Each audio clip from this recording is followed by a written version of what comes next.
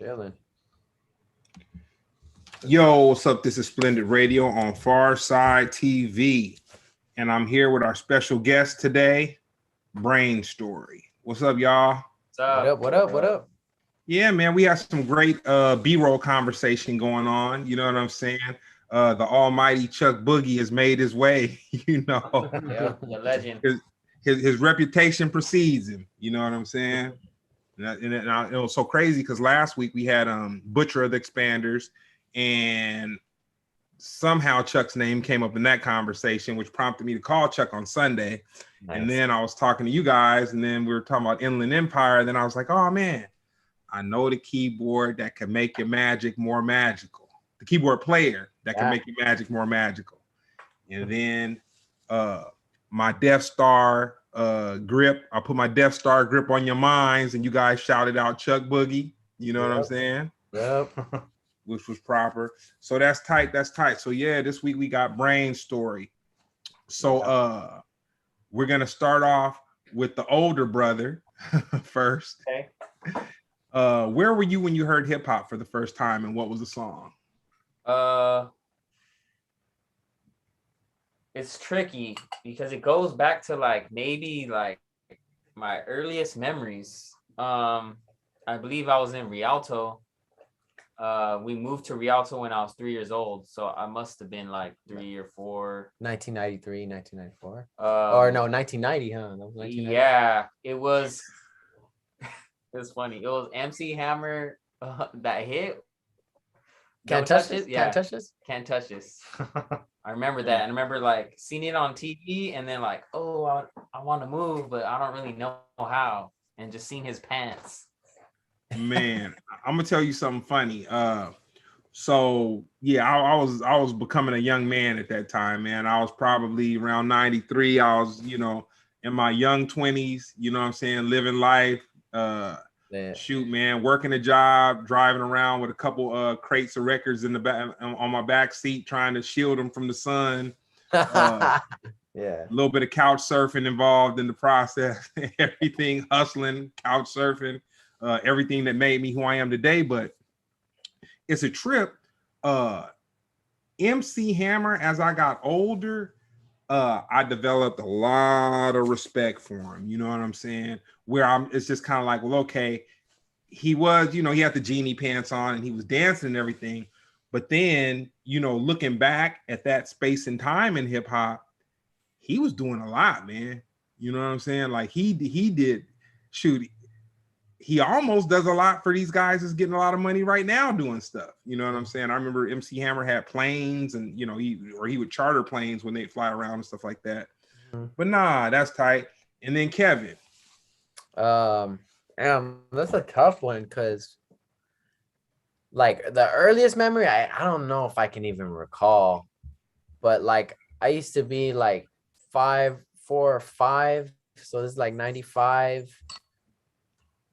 I can remember when hip hop, when I heard it and it did something to me, where I was like, oh, this is some shit. It was Warren G. They don't see what I see every day at Warren G.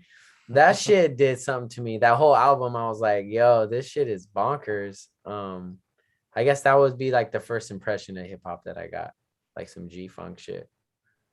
Oh shoot. Yeah, nah, man. He's dope, man. He's dope.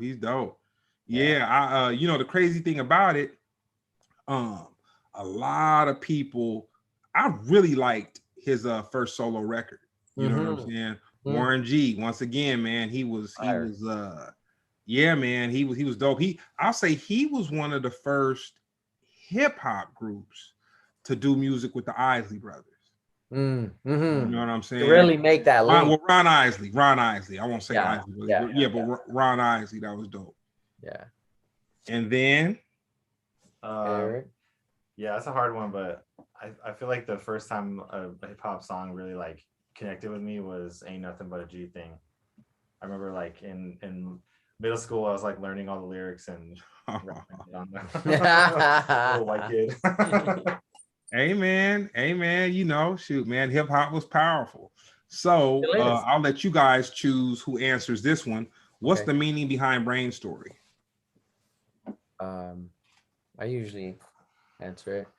I mean, I was just stoned looking at a yearbook from like the 70s, some LA, I think it was like Garfield High School. I don't remember really all the way. But there was this dude who was voted funniest in his high school. And it was a dude with the afro, and he was just like cheesing hard. And I was like, who's this dude? This fool looks cool. And I looked down, and his name was BrainStory, because his name was Brian Story, but they misspelled it in the yearbook, so it said BrainStory, and I was like, all right, bet that's the name. That's cool. I like that. Dang. Yeah. So It's really on some silly shit. Really, like it's not really. all right. Well, no, that's cool. That's cool. So I'll say this before we get into the interview, because I want to prime people up. Probably, you guys have a pretty cool following or whatever. But for those who don't know, I was handed BrainStory by the mayor. You know what I'm saying? Miss Nancy. You know what I'm saying? She came through. And Nancy's one of those people, when it comes to judgment, I can honestly say she's one of the few people. Well, for one, I'll say she's one of the few people I know that work as hard as me, or has worked as hard as me, as far as like dealing with bands and groups and just all that stuff or whatever. But when she hands somebody to me, I just really feel like it's a no-brainer. You know what I'm saying? Like she she's like, oh man, I got the perfect whoop whoop. I'm about to put you guys together, blah, blah, blah. So when I went to go do my research on you guys, I was pleasantly surprised, because you guys are, and not for me to pigeonhole you or to like categorize you, but you guys are a soul music band.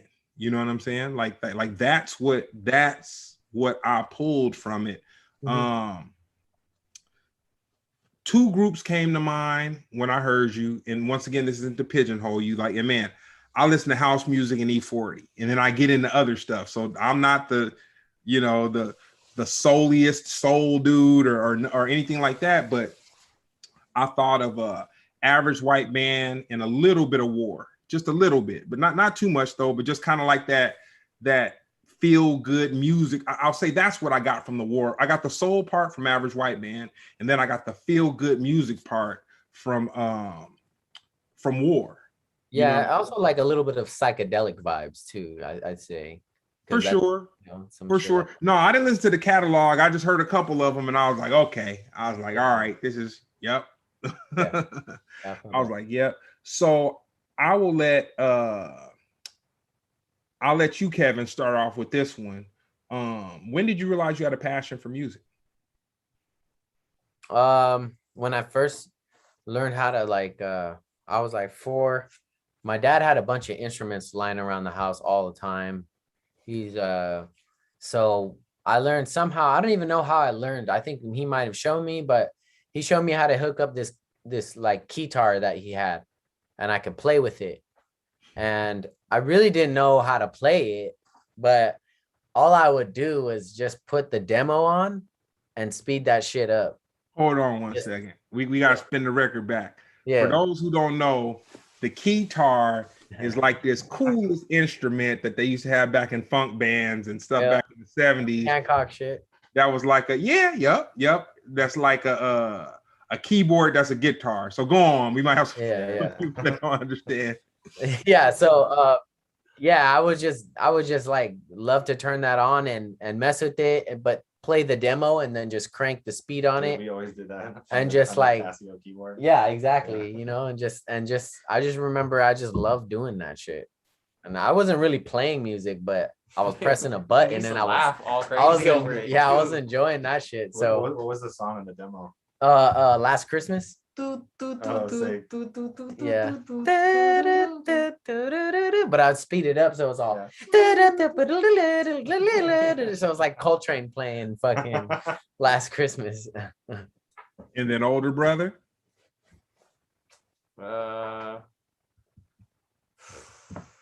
Probably that. Like I used to do that with him. I think though, because we grew up around music. Okay. We grew up around music. Well, it's pretty much like if it wasn't the same experience, it was very close to the same Yeah, experience. very close. I would say though, the first time I heard the Ramones was like when music was like, oh, what? It was like the Ramones and like Beastie Boys. Yeah. They Beastie Boys did, was big. especially they did the song Intergalactic, and then there's Yeah. other song they did with Q-Tip, and Oh, like that just like made me realize like, oh, this is a thing. Like this can make you feel this way. This is not normal. Not everybody hears music all the time, and like we grew up with like War and like Earth, Wind, and Fire. Earth, Wind, and Fire, and my dad singing James Brown. Like we grew up around all that. So like when music finally hit me, then that's when I really was like, I want to try to play or do something. all right. And so every show, I have to give a shout out if this particular topic comes through. But yeah, you know what I'm saying? War comes from my home city, Harbor City, California. You know what I'm saying? I'm Get it. 5 minutes from where I reside right now. You know what I'm saying? Where the brothers and the Hispanic brothers got together, man, and made beautiful music amongst a whole lot of my junior high school and my high school mates. You know what I'm saying? Yeah. We had a lot of, yeah, we probably went to high school with about 3 or 4 of the children of war. You know what I'm saying? Oh, wow. But not brothers necessarily. They just kind of were fruitful amongst Harbor City. You know, Yeah. it was a pair of brothers. Yeah. And so for you, Yeah, it was kind of similar when I was super young. We always had a Casio keyboard around the house, and we would do that same thing with the demo. Yeah. Smash the demo button and Press let the it demo ride. button or they had the little beats on there. You would play the beat and like Yeah. you like do the little fills and stuff. But yeah, it was just since I was really little, my dad used to like. There was just always music. It was always like with me and my dad. It was kind of a thing between me and my dad. It was like whenever we would go drive somewhere, it was always like, what are we gonna listen to? Yeah. That was always the conversation. had a cool dad. You know what I'm saying? Yeah, my dad was just, yeah, everyone would be like, let's go. We're like, oh, I don't know, we gotta get the CD, we gotta get the right one. Had a proper soundtrack, you know. Yeah. Yeah.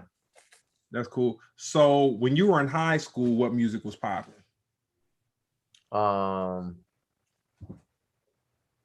Damn. Fuck.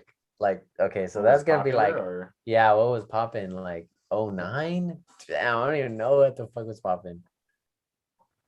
At that time, like I felt like Lil Jon was like T-Pain or something. Yeah, T-Pain, Lil Jon was cracking off. Crunk. Yeah, Crunk shit was cracking off. Jay-Z.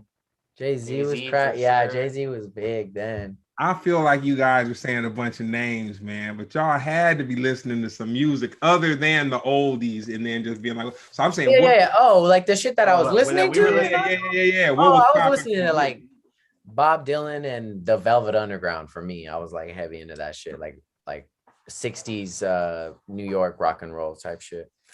Okay.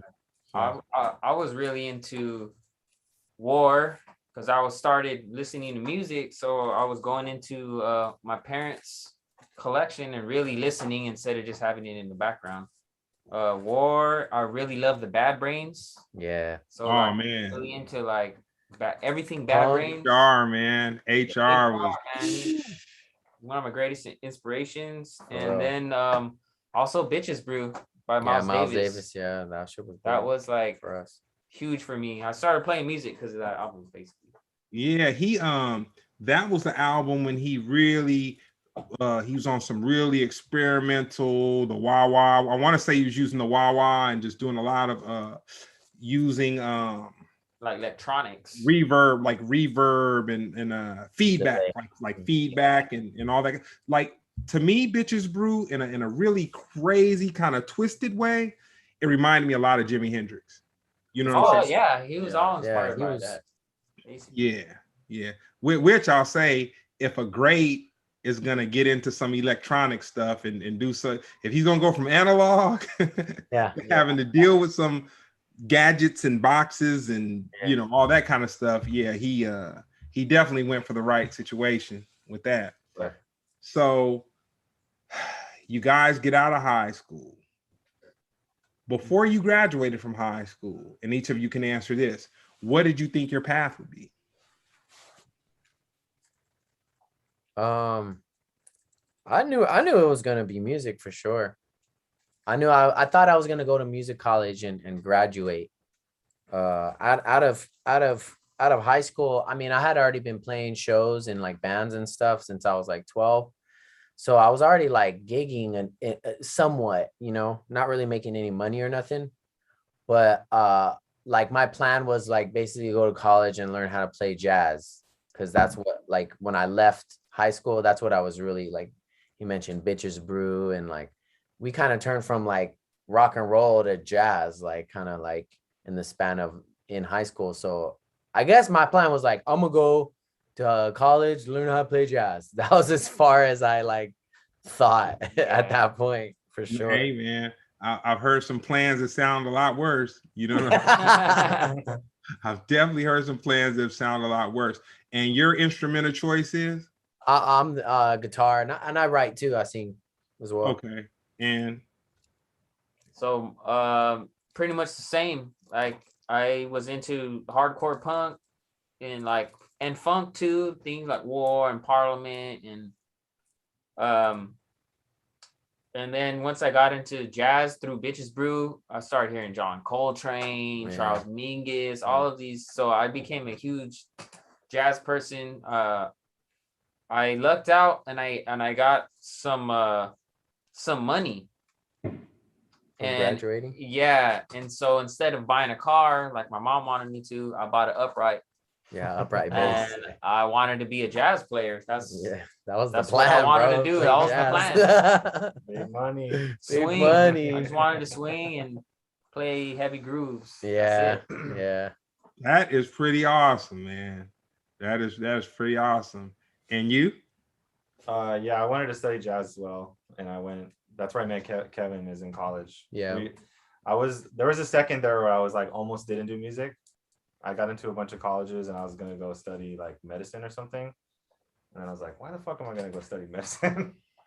And then I decided to go study drums, and then they convinced me that I should study like classical percussion too. So I was like playing like the timpani and like playing in orchestras and stuff and doing all that shit. But I kind of narrowed it down to just doing drum set. Huh. That was a good one. Yeah. Yeah. I'll say that was a good one. And so I'll say, with that being said, and the brothers, if you guys were in the same one, then you can, I'll take one answer. But what was the name of each of you guys' first band? Oh, we were in the same band. Our first band was just me and him, and we would write songs and play when no one was home because we were too embarrassed. Mm-hmm. I was the singer and he was guitar player, and it was hardcore punk music. Okay. It was called The Shrunken Head of Pancho Villa. That's a long one. Yeah.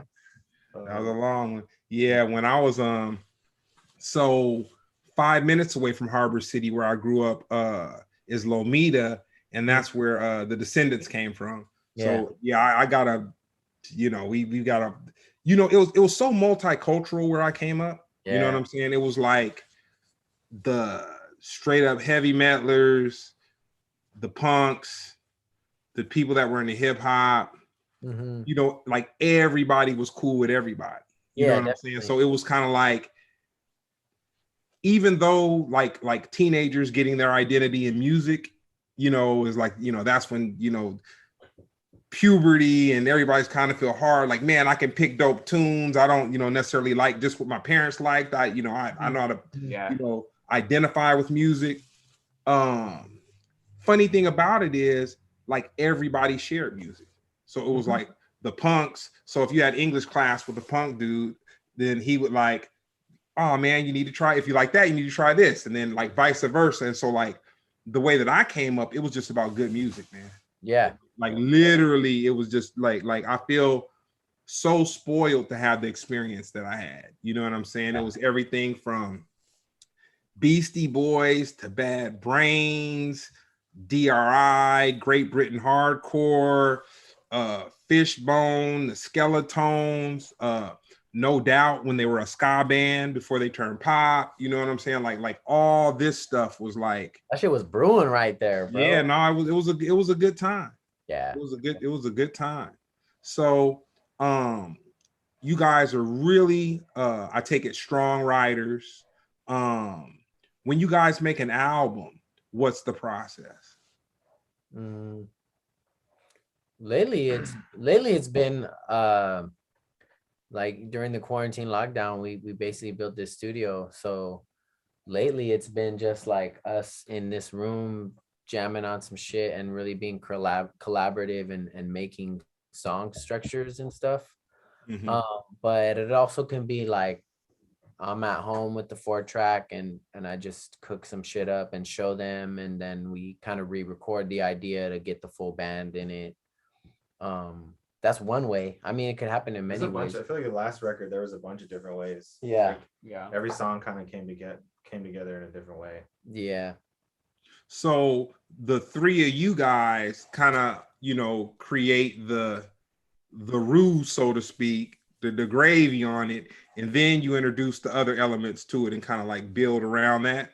Yeah. Yeah. Yeah, definitely. Yeah. Dope. And so what other instruments do you guys bring in? Mostly on this recent record, a lot of keyboard. Synthesizer. I think we Synthesizer. all play a little bit of keyboard on the last record. Yeah.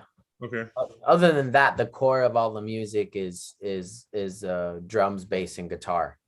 That's kind of how we lay it out, and then we just put whatever kind of candy sounds on top that sound good, and percussion, yeah. Bells sometimes.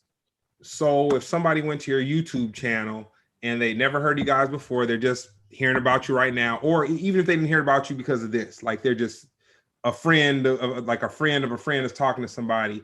Yeah. What would be the song that you would point them in the direction of to say, okay, this is where you need to start? Yeah, I don't know. Probably off of this last record, probably our song Seasons. Mm-hmm. That's just kind of like a feel good tune, like just straightforward. It grooves good.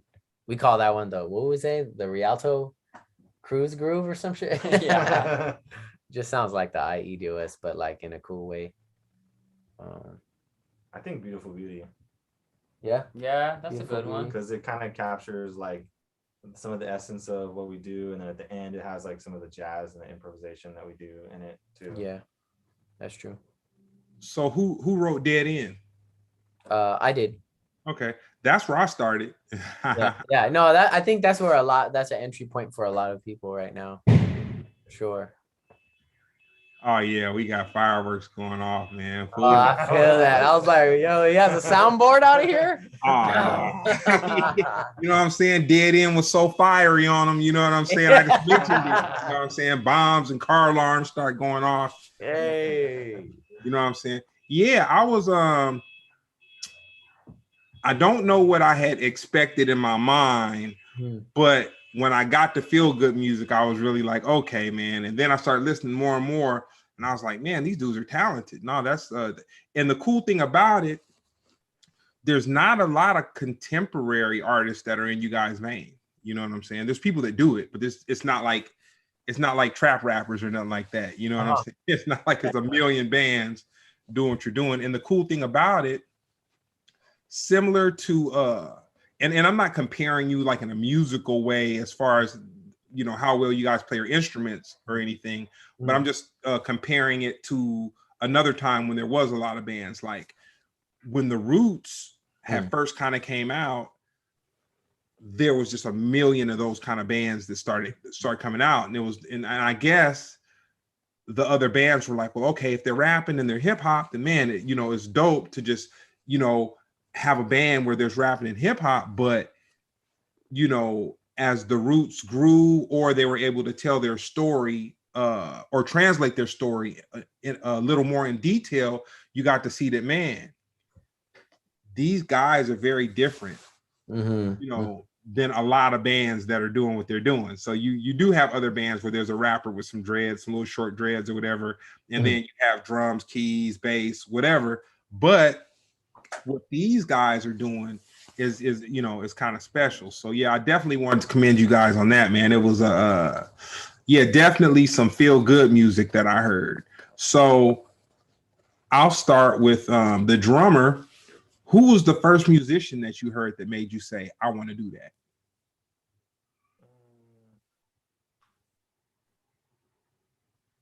Probably Art Blakey. Ooh, dang. Yeah. I remember my dad had this like sound system down in the basement, and he would just be like, listen to this, and we would just listen to it. He turned it up super loud down in the basement, and I just remember hearing his drums and just being like, fuck. Yeah, Blakey's lit. Him playing on Night in Tunisia and just being like not knowing what the fuck is going on, Yeah, but also just being like, what? The energy's lit. Yeah. Something funny about that. Like I tell people a story about Rage Against Machine. Rage Against the Machine. So I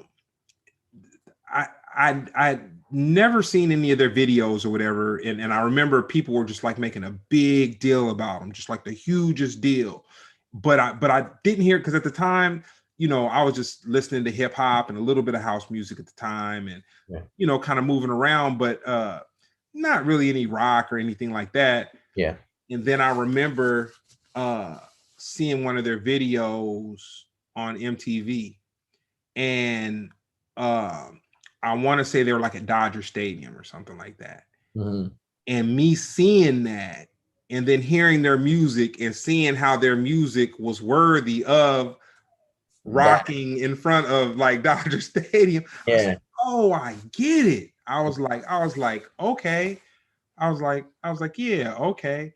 But that's some powerful shit, man. The Rage is powerful, bro. Oh no, for sure. Oh yeah, for sure. So for you, who was the first singer or musician that made you say, you know what, I'm gonna do this? Not your brother. Yeah. And not Pop. I started playing music before my brother. Honestly, it was probably my dad. It was just kind of like, I'm a little kid watching my pop sing in church type thing, which I was really proud of, but not ever really. I was too little. I think it had to have been my sister's boyfriend in like 1998. He was in this band called The Proper Word out in Rialto. And they were like a rap rock band. And in order for my big sister to go kick it with him and all his friends, she had to take me and Tony, so we that was the first time I sat in a room with cats and they were like making music in front of me. I never had seen that before. And that was like kind of probably the experience that I have to say that was like, yo, this is dope. Like these fools, you got the bass player, you got the drummer, they're all doing something different. And we're in this little room and this is the vibe. I think that was the first shit. Well, I'll say this, man. If you wanted to manifest something, it looked like you guys are in a small room right now, man. It's some cool musicians. Exactly, bro. We still do the same shit. We've been doing it since we were 9. Yeah, man. Yeah. Older brother. What was the question again? Who was the first musician that you saw that made you say, "Dang, I want to do that. I think I can do this." That I saw or heard. Yeah. We didn't see anything in the I think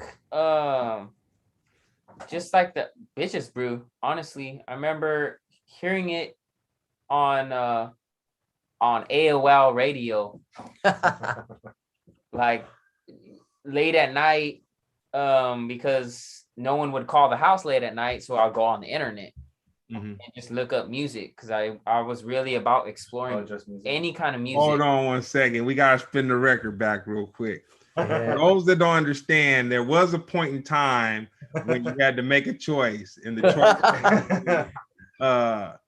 either be online by connecting a telephone plug to your computer, or accept telephone calls, but there was no way you were going to do both of them. So continue. Yeah, I exactly. decided to For real.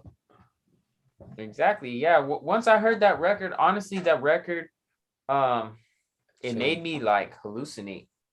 Like I saw colors. Like I saw, like I had visions when I by heard. yourself or with some assistance. No, by myself. He didn't do drugs at the time. I can vouch for that. For sure. Yeah, it was before I ever smoked or anything. Yeah. So like, he would get mad at me for smoking. and shit. I think I have synesthesia, to be honest, because I still do to this day see colors, certain notes. I envision weird colors in my brain, like, but like, Bitches Brew awakened that in me. I remember I heard it, and then I went out, I got the CD, I did like some like side jobs for my mom and my dad and my cousin just to get enough money to like go buy it. It was at Best Buy, and once I heard it and had that experience, that was basically a psychedelic experience without drugs, just the music, and then I knew like I'm gonna do this. I got a group for you. If you wanna look up a group, it's a group called Osabisa. Osabisa. Yeah, they're a African percussionist. They're like percussion, but they have organs and stuff too. Yeah. But I know that like a lot of the big rock bands in the 70s would hire these guys to come and then put that thing on some rock music. You know what I'm saying? Yeah. But yeah, Osabisa. And it's spelled the way that it sounds. Yeah. Osabisa. Cool. So we'll start with younger brother. Yeah. Your top 3 favorite musicians. Oh, okay. Ooh, Lenny Bro, this jazz guitar player. I'm gonna have to say after that, probably like Thundercat is up there for me, musician wise. And then like I don't even know. What else would there be? Like this is tough. This is so Alive or dead, man. so many. Fuck it, Jimi Hendrix. Because I did have some like aha moments with Jimi Hendrix for sure. All right. Who wants to go next? I would say this is hard. Miles Davis is one of them for sure. Kendrick Lamar. I love Kendrick Lamar. True. And Sly Stone. Damn, you stole all mine actually. All right, older brother. It's hard to consolidate. There's so many foods, but definitely Herbie Hancock, like for sure Herbie, and then Charles Mingus, and then HR. Gotta give it up. Amazing. To this day, he still gets me. Man, we gotta talk to whoever's booking y'all, man. You guys need to be doing some little jazz festivals and whatnot, man. Yeah. Y'all really need to be because like, I'll tell you this. To me, and not saying I'm the greatest music critic or whatever. Like I said, I listen to house music, E40, and then stuff in between. Yeah. But the same way reggae music kind of makes people feel cool, I think your soul music kind of has that same feel good thing to it. You know what I'm saying? It's really like a genuine feel good music. So on to the next question, and introduce yourselves, because see, when I was introduced to Kevin online, he was introduced to me as Quevin and Kevin, and so his name sticks in my head. And then I was trying to get Kevin's name right so hard that I just donned his brother as older brother, and then I donned the other member as the drummer. So introduce yourselves. So. I'm Tony. I'm a bass player, songwriter.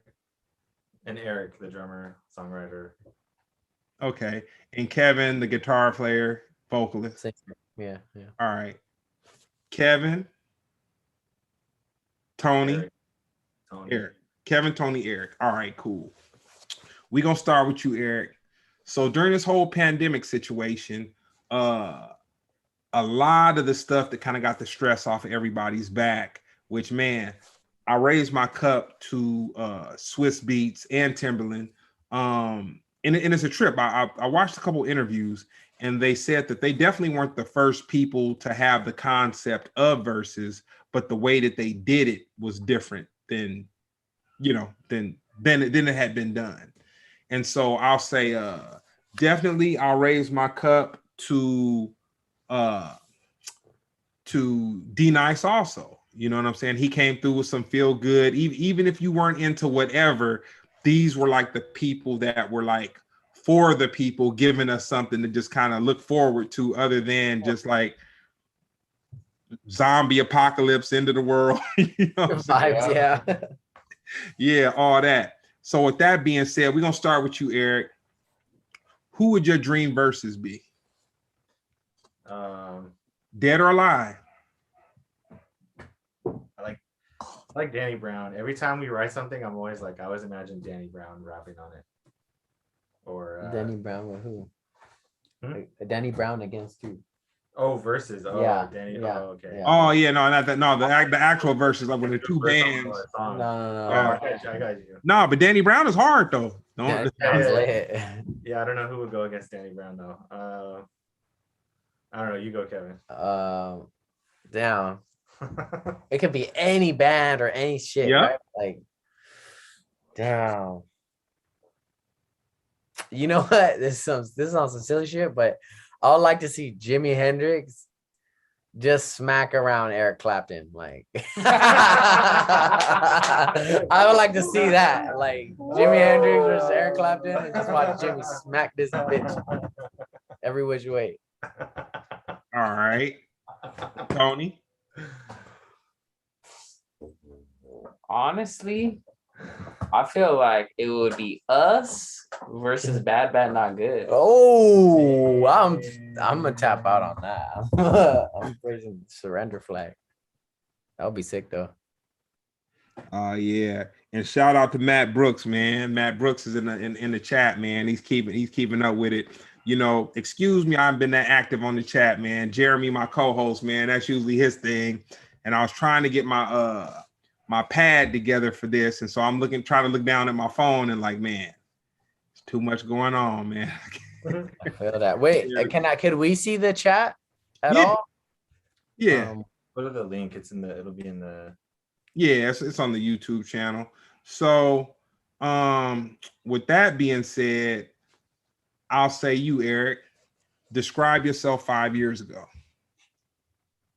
5 years ago. 5 years ago, I was kind of not really sure what I was doing. I was kind of doing a lot of different stuff with music, but I was really focused on playing jazz. Like I wanted to be like a jazz drummer, and I was doing that a lot and playing a lot of like what you call like casual gigs, like restaurants, and kind of getting burned out a little bit, like feeling like, man, I work so hard and like play and like no one pays attention and it sucks and it's just like kind of no respect. And then I've been playing with them for a long time, but then I started playing shows and we were improvising and doing whatever we want on stage. And I was like, fuck, I want to do this. Mm-hmm. So that like 5 years ago, it was actually really different from now. Mm-hmm. Yeah, I've kind of like I feel like this is my main thing now. This is like my identity. Yeah. Whereas before I was like, I don't know really what I'm doing. I'm just trying to make any money in music, it's fucking hard. See, and that's why I asked the questions that I asked, because looking at you guys, I would have bet 6 car notes and 6 house notes that you guys didn't know anything about jazz. Like that, I say that's one of the largest surprising facts to see, that some dudes that make cool soul music all have a common denominator of a love for like jazz music, and they're not just like some super obscure jazz, whatever. You know, we got Art Blakey, we got, you know what I'm saying, you guys with Miles and whatnot, which is like, you know, that's kind of impressive that you guys came together. But I could also see you guys making soul music, because that was probably there's a lot of cats playing jazz, you know what I'm saying? Yeah. But for you guys coming from the Inland Empire to do soul music, that's probably, you know. So what made you, I'm gonna let you get into that, but real quick, what made you guys choose the soul route over jazz, with you guys having the jazz background? I mean, even the soul music was just something that was always around growing up, and just like something, you know, like Brenton Wood was always there. But I think like we were all jazz musicians, right? And at one point, like I grew up around songwriters, you know. I grew up around, you know, homies writing songs in my room and recording them in my room as a young kid. And I kind of had these two different worlds of musicalities, you know, the jazz world, which is about instrument, you know, being an instrumentalist, and then like the songwriter kind of craft. And it wasn't until I was in college and really not really feeling this like jazz route that I was like, well, I know bands and I'm in a bunch of bands. Like, why don't I just do a band where I could just do both, or I could just like sing and do that and improvise and do all that jazz fun stuff with the instrument. So yeah, like that's kind of pretty much the band is everything we like combined. Yeah, everything we like, you know, from the spectrum of soul music to jazz to hip hop. The newest project has a lot more hip hop, like Mad Lib beats kind of tone to it. Stuff that, you know, MF Doom was super big when we were growing up, you know, like 2003 Stone's Throw was like that was our shit. That was something that we saw happen type thing from all the way in the IE, you know. Man, me watching Doom perform in France, I'll say that was R.I.P. one of my highlights of life. And then the funny thing about it, before he went on stage, he had gave one of my homeboys a pound. But they had kind of ran into each other on some whole other music stuff or whatever. So they knew each other, like, or they had met before that time. Mm-hmm. But I was kind of like, damn, because I was filming, like I started filming like maybe 5 minutes before Doom came on, because like it was like he was definitely, so it was Pharcyde, Redman, Method Man, and Doom. Damn. Crazy. Oh, but it was Flatbush Zombies. It was a gang. It was a gang of people. It was lit. Oh man, it was one of those. So I didn't want to invade Doom's personal space, but I was like, man, I'm gonna film Doom walking out, and then I'm gonna just kind of just drop back as he kind of let his hype man go out and get everything started or whatever. And then somehow, I think my homeboy was standing next to me, and then Doom had walked up, and then he gave my homeboy some dap. And then I was just like, damn, my homeboy really know. I was like, my homeboy really know Doom, man. That's dope. And then, of course, Doom did his thing. He lit that stage up, and I was just like, wow, I saw it firsthand. You know what I'm saying? It wasn't the legend. You know what I'm saying? Yeah. Or no mythical type shit. It was right there. No, it was a dope moment in time. And so for you, Tony, describe yourself 5 years ago.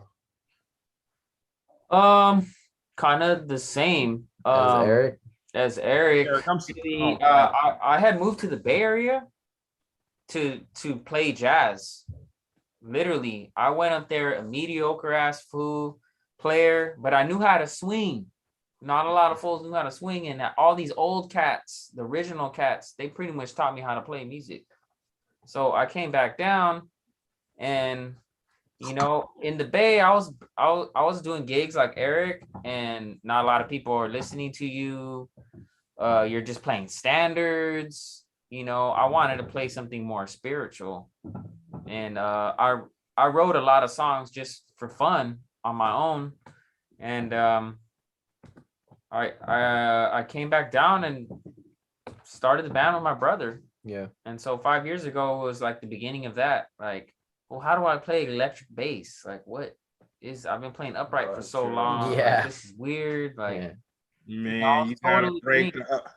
you gotta break the upright out, man. Oh yeah. I was Stop thinking about playing. that shit today. Stop playing. I miss it. I miss it.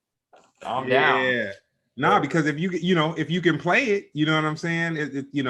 It's one of those things, a lot of people can play an electric bass guitar, but a stand-up is something different. You know Yeah. what I'm saying? Oh, yeah, way different. Same Yeah. type of instrument, but it's something different. Yeah, very different. That's cool. So I'm gonna ask the last question and I'll let we gonna give this one to Eric. We're gonna let Eric get his time. You know what I'm saying? The we got the drums to the bass and to the guitar. So we're gonna let him seal this one off. With everything you've seen and how fast things seem to be going back to a normal, if we can call it a normal or the normal or what's normal for now, where do you see social interaction going in the next 2 years? I mean, I don't know. I feel like people will start, now I feel like a lot of people learn how to do, I mean, we learn how to do like live streaming and stuff like that. Like, I feel like maybe people will embrace that more in the future, because we kind of like, when the pandemic started, we weren't doing shit really online. Like, well, I mean, we had Instagram and stuff, but we didn't do like any live stream or anything like that. And I feel like people would just embrace that, just another way to reach out. We started a Twitch channel, we started doing all these live stream shows, and got comfortable with that weird ass like quietness of playing a song and then play it's a song, it's dead like, ass quiet like after. but I think I don't know, for me personally, I think like for us, like doing live stream stuff, Yeah. I don't know, I'm not really. No, that's cool. You know what? That's always been the last question.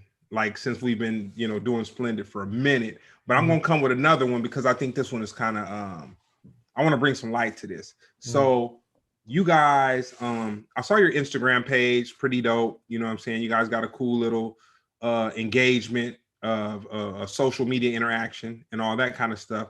So, and then also I see that you guys kind of you're making your moves on Spotify and all that. So, for people that are like myself, that are analog, you know what I'm saying? How do artists nowadays like use the platform of Spotify, or how do you guys use the platform of Spotify? I mean, I think the big thing with Spotify is the playlists, listening to other people's playlists, connecting through music, through the playlists that, other people make. I feel like that's the biggest tool that you can tap into on Spotify. So if someone's never gone to Spotify before and they're like, okay, I've heard about this thing. Why would I go to Spotify? I can listen to Pandora. I can go to YouTube, put in or just go to Google and put a song in or just whatever. Or maybe they're a little savvy, just a little bit. So they'll go to a SoundCloud. If you guys was to tell one of your uncles, you got to check out Spotify. And he's like, why would I have to check out Spotify? I got SoundCloud. I got, Pandora. I got YouTube. How would you tell him to use it? And then how does he kind of navigate or figure his way through that? I guess, I mean, prior to using Spotify, I was a YouTube dude, but like Spotify, yeah, I think it's cool to just be able to, it's also cool to like follow new artists. They're always like, if you like an artist on there, they're showing you their drops, like first when it drops, like you open up the app, boom, like you get to listen to new music, like it gets to you, you know what I'm saying? If you choose to like that particular artist. But I think the best way, like, is going to like different people's playlists to discover new music. People curate, music for chilling at the house, music for driving to work. They curate a playlist for nearly damn every activity. Of So life. it's a cool way to tap Hear into new culture. stuff. Yeah, hear new stuff and tap Yeah, into we like, at our label they do every month they do like Mhm. everyone does a playlist like for the month, every artist on the label. And so I always go through and like check out certain artists playlists, and there's like, I always know I'm gonna, if I go to Leon Michaels one, I'm gonna hear some new shit that I never heard before. That's super dope.